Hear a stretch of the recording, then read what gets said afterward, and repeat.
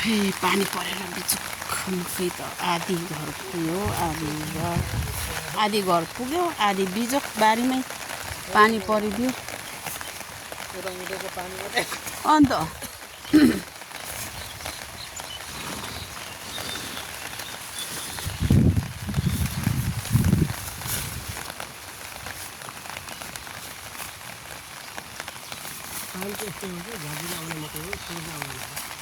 ऊ त्यो चाहिँ के हो कटेर हो कि घर के हो यो भतिस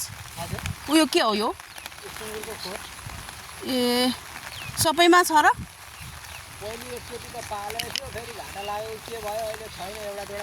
ए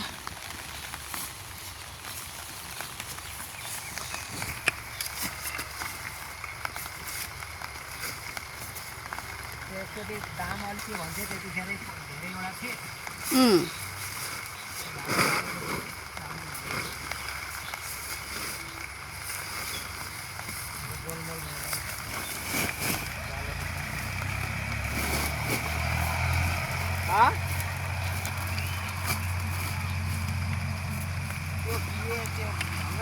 पछाडिबाट लुलु भनेर घचडेको घचडै गऱ्यो भने बल्ल यसो हल्लिने छोराछोरी के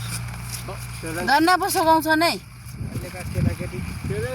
हामी यत्रो बेलामा त्यतिखेर ट्र्याक्टरको जमाना थिएन आफूले यसरी यसो गरेर लट्ठीले हान्नु नभेट्ने राँगा जोड्बारी अनि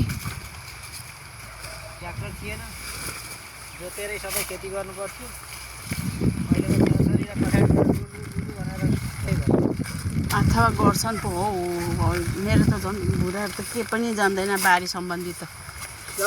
जान्दैन एकरो पढो पढाइमा चाहिँ राम्रै छ होइन हाम्रो चाहिँ अब तर घर बसिदिएन नि त पढिसक्दा अब आफ्नो आफ्नो उयो पक्रियो त्यही हो